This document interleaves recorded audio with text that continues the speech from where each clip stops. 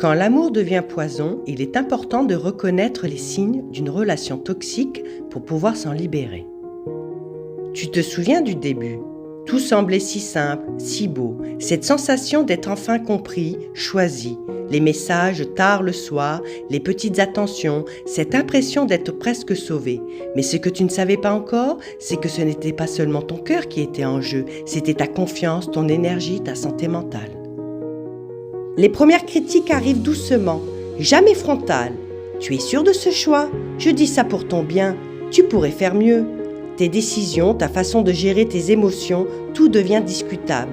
Tu hésites, tu te dis que tu exagères, que tout le monde a ses défauts. Tu commences à douter, juste assez pour lui laisser la priorité sur ce que tu ressens.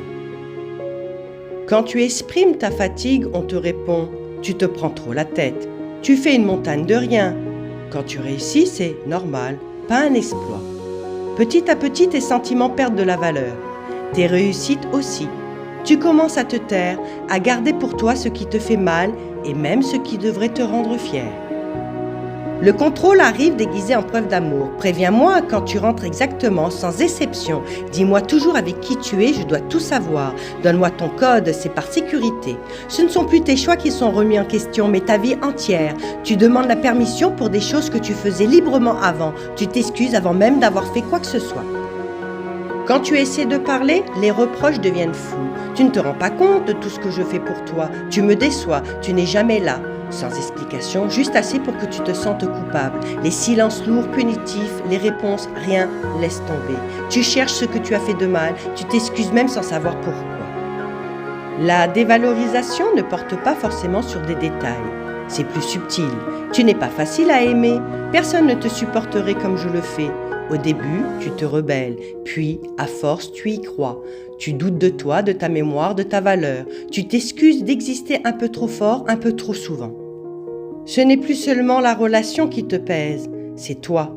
Tu te réveilles fatigué même après avoir dormi. Tu anticipes chaque message comme une attaque. Ton corps reste tendu. Tu te censures, tu t'isoles. Tu as l'impression d'être trop sensible, trop compliqué, trop fragile, alors que tu es juste en train de survivre dans un environnement qui te détruit. Un jour, tu comprends que ce n'est pas toi qui es trop, que critiquer tes choix, minimiser tes émotions, contrôler ta vie, te culpabiliser sans raison, ce n'est pas de l'amour, c'est toxique. Prendre conscience, ce n'est pas trahir l'autre, c'est commencer à te protéger. Tu as le droit de poser des limites, de demander du respect, de chercher de l'aide.